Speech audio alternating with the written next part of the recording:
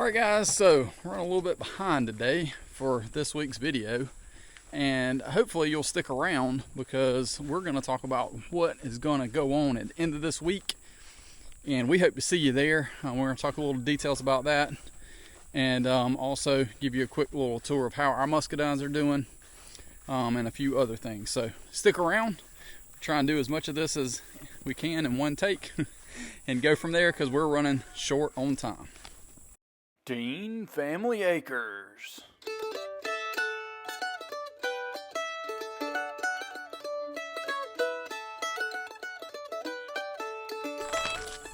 Alright guys, had to run out here and get the chickens fed. We had a big predator problem with our chickens and ended up losing, I think we had like 14. If you included the roosters, and we got down to one rooster here about 2 months ago. And honestly, if I didn't have eggs already hatching, I'd have been like, hey, we're gonna take a break and start back next year, just between everything else going on. But I had about 30 eggs in the incubator, and we ended up with about 20 chickens, I think, that hatched out. So they're getting big enough, starting to crow a little bit. So at least that way we know we've got some roosters, of course. Always got to think about your odds on how many roosters you're going to end up with versus hens. It's supposed to be 50-50, but it often is not. So up here, just wanted to walk around and show you exactly how our muscadines are doing. I'd love to hear down below exactly how yours are doing, and you know, what you've been doing with them, and what you're disappointed in. Sounds like there's a lot of guys on the muscadine group been disappointed with what kind of production they're getting, what they're dealing with, that kind of stuff. It is what it is, guys. It's always something. Speaking of being always something, I'm going to insert a clip right here of us mowing yesterday, mowing the grass, and how shameful it is of what it looked like up here. It was absolutely ridiculous about how bad it looked. Alright guys, showing you how shameful it is. Yeah, we're about knee high in grass. But we're going to get it taken care of today, and then we'll kind of come out and see how everything is doing. Just can't explain it, but we're starting to get a few muscadines here. Most are just now starting to turn. Some people would probably be picking them already, but I like them ripe. So I'm going to flip you around here and let you see exactly how well things are going. And then we will go from there and talk a little bit more about what's going on this weekend. Y'all stay tuned. All right, guys, so Ruby Crisp. This is our full Ruby Crisp row. The one with our purple martin house that I don't think we've gotten any purple martins in yet, but that's all right. You can see we've got a few fruit starting to change a little bit there. Overall, doing well. This side is loading up again like it did last year, and then this side where we pruned it back is slowly but surely making it to the end here. This one, again, there's a few in there. That one's probably ready. Yeah, we'll try that. I oftentimes wait for these to turn just completely dark all the way around the edge, but little Ruby Crisp, like a little mini me, getting there, but not where I'd want to be eating them. So I will keep waiting for them to ripen up, but you can see this vine's doing pretty well. I think I need to spray with some magnesium. Let me see when the leaves start doing that a little bit. I have been watering some. You can see I cut grass yesterday. Y'all saw that earlier, but I don't think I've got nearly the production I had last year. Maybe I'm wrong. I definitely have some drooping going on my wire. You see how much that's hanging down from a T-post there. See? And then this is the last one that froze to the ground about 2 or 3 years ago, and it's putting on some pretty decent growth. Keep having to prune it back, trim the leaves up down there. But yes, I know I intentionally did 2 trunks there, if you hadn't seen those videos, but did 2 trunks, and that way if we have another freeze event where it kills it back, then hopefully one of the trunks makes it. If both of them die, then I'm just going to throw my hands up at this point. Here is our late fry that we planted in 2022, and yes, this is how big it has gotten. And I said this was going to be the last year. I said last year was going to be the last year, and then I got so encouraged because I came out here and it was putting on some pretty decent growth, starting to actually run down a little bit, because in years past, I mean, it was literally like to here from the trunk. I mean, like 2 feet maybe.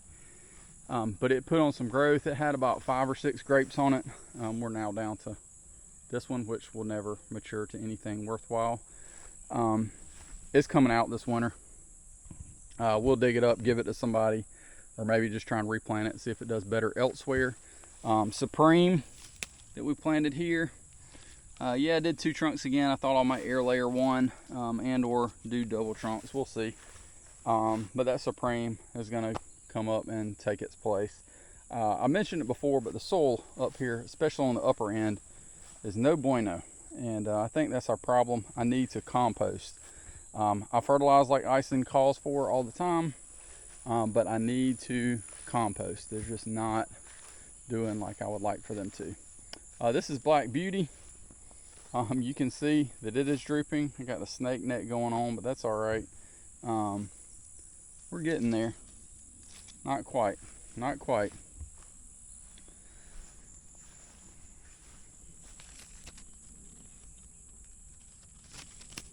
A funny shape one there. And then this is Supreme down here. You want to eat Supreme when they get dark black. That one right here is starting to get there. I'll probably give it at least another couple of days to a week. But when they start looking red like this, that's when you want Ruby Crisp, but not Supreme. You want them to be a dark purple black color. A couple people have asked me about my air layers. I need to check them. I saw a little bit of roots, but I honestly think that the process that I did not work well. I should have put these much lower down on the vine, because most of them, you can see, died. And I think that was because I basically, rimmed it out, and then put my container or bag there, and it just completely cut off any nutrients going further down. So we all learn a little bit.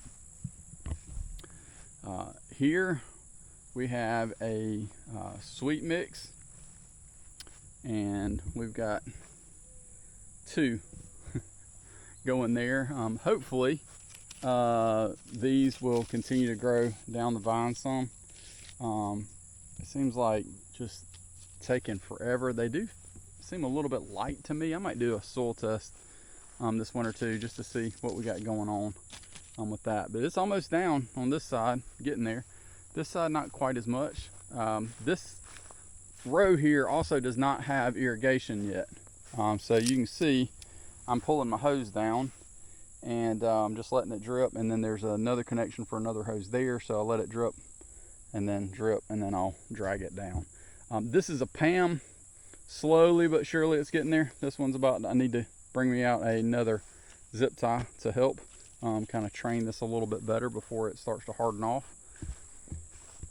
And then this is Majesty. and Majesty just has not done nearly as well as I thought it would. But I was reminded by my good friend John Mark that, you know, oftentimes they creep that first year or two. Usually first year for sure. So hopefully, with a little bit of a mending of the soil, we can get this thing to take off next year. I know everybody hates the blue tubes, but I honestly might try a blue tube on that next year. Now, let's talk just a little bit about what's going on this weekend. So this Friday, which today is actually Sunday, it's like less than an hour before my videos always go live at 8 o'clock on Sunday. But on Friday, we are going to be in Tifton, Georgia, at the UGA Tifton campus. We'll be there. I know Shane from Kinfolk Farms will be there. I got multiple people that I know through the Facebook group that'll be there. Looking forward to seeing and meeting each and every one of y'all. Actually had a guy that I met from the Fig Frolic in Chattanooga, Tennessee, that emailed me. I was like, hey, we talked at the Fig Frolic. He's like, I'm going to be there because I only live, he actually lives in Florida, so it's pretty close for him to go to Tifton. But he's going to be there. I don't know of any other YouTube folks, but that's all right. If y'all want to learn a little bit about muscadines, I would encourage you to go. I don't know if there's a deadline for signing up. I did not see that on the sign up sheet. But there is a sign up. I'm going to link it down below. I would encourage you to be sure and check that out and come out. But you need to register early this week if you're going to come. So I would, again, just encourage you to make sure that you're checking on if you can make it. I've heard several people say, oh man, that's 3 hours for me. I just don't know if I can do it. It's about 4 for me, and it looks like we might be taking a detour and going a little bit further for something else, just on a personal side. So y'all might see that in a later video as well as part of the trip. But so that's where we'll be. I know Dr. Connor will be there talking about muscadines. We planned a video as much as possible. Got some upgraded equipment, so hopefully that will improve our audio. Hopefully that will improve our video quality from years past. I'm just going to put out another ask or plea to any of y'all watching. If you want specific questions answered about muscadines that we haven't answered in the past, or that you want Dr. Connor to answer, please leave them down below ASAP, just so that I can kind of plan forward for that. I know in the past, in some of the past videos, I've asked him, you know, what's his favorites, what's he enjoy about, you know, doing what he does, all that kind of stuff. And so, you know, some of those have already been answered, but I'm happy to ask him anything in particular. I know sometimes people want to ask about like what's upcoming. I can certainly understand that too, and wanting to know, hey, what varieties are going to be out there, that kind of thing. If you have not tried Gold Delight, there's a few folks who have gotten it, but if you haven't gotten it yet, you need to go ahead and reach out to Ison's, and you need to reach out to Bottoms. Ison's told me they should have them in the fall. I haven't followed up on that. I might try and do some of that here in the next week or two if I get a chance. But they told me they should have some in the fall, probably with shipping in the winter. So that would be an option. I don't know if Bottoms has any in stock right now, or if they're willing to put you on a wait list, or if Ison's has a wait list going. Reach out to either one of those. I mean, they're super helpful. Y'all saw my video of me getting my Golden Delight and just the quality of the shipping that was. I will say that's the one leg up that Bottoms has over Ison's, and that is that they'll ship a potted plant.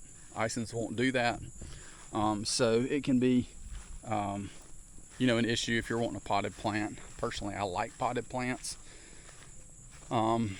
The downside of potted plants is that you got to pay the shipping, and that's quite the bill. I will say, to get that Golden Delight, it was not a gift for me to promote.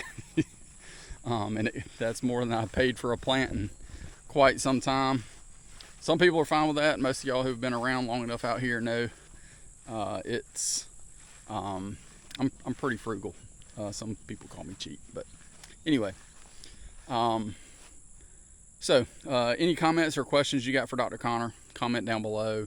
We'll be highlighting as many varieties as possible. I've got a couple game plans, trying my best to work on that. We'll see if what we can come up with,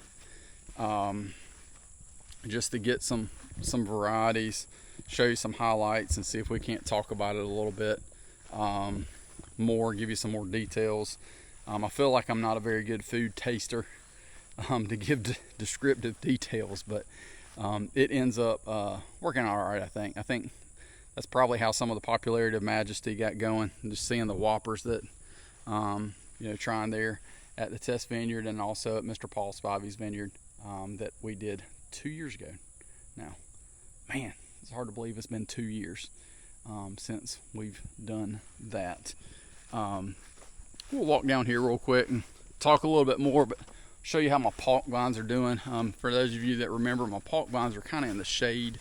Probably shouldn't have put it there, but just looking for spaces. And that's the one thing I tell people: plan your vineyard out. You're always going to want more, so always leave room. If you think you want 2, make sure you're working a way to get 4. Even if you're only planting 2 right now, you're going to need that extra space later on. So let's walk over here. I'll let y'all see the pork, and then we'll talk a little bit more about plans we got going. These are looking better, looking pretty good.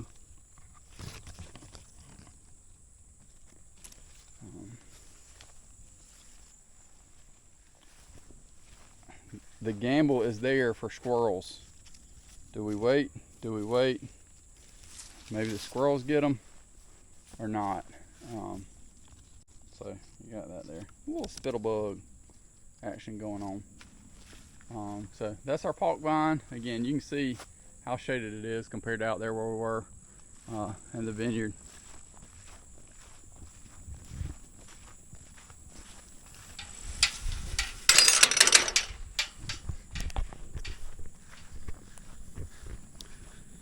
All right, guys, so I guess what we'll do is walk over here and look at the Hall vine and talk through a little bit. I've got notes to try my best to highlight some of the seedless varieties that they have there at the test vineyard. I know we've talked about those briefly in one of my other videos, and I know those have been discussed, but they're pretty expensive when you do find them. But I think it might be helpful for us just to highlight those if we can get some side by side, if there's more than one. I don't remember. I'm honestly going to have to see if I can find my old map of where everything is at the test vineyard, and just kind of talk through a couple different varieties, because that's really what's going to be the key, is trying to figure that out. Spin y'all around while I'm talking here. So this is Hall. And I will tell y'all, this vine has done the best out of any vine that we have. You see how that one is starting to change color just a little bit?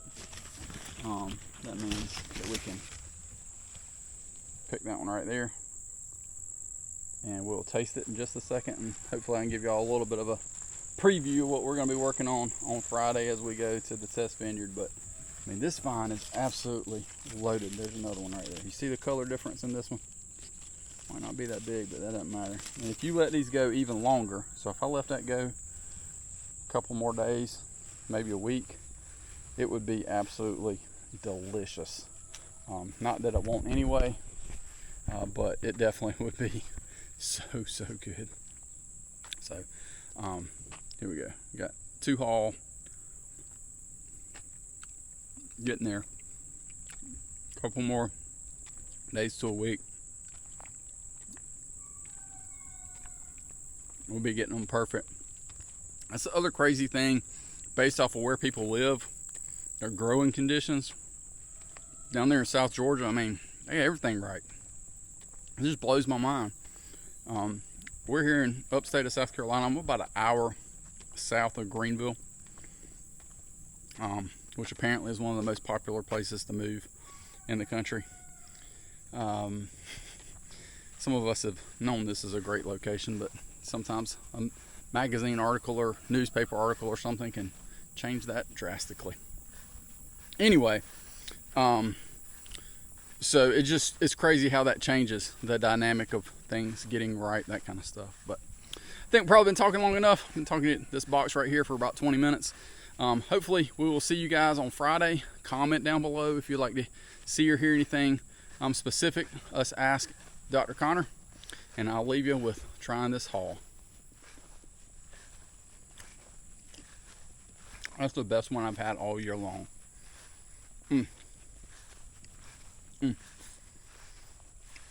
Getting sweet. So good. Looking forward to Friday.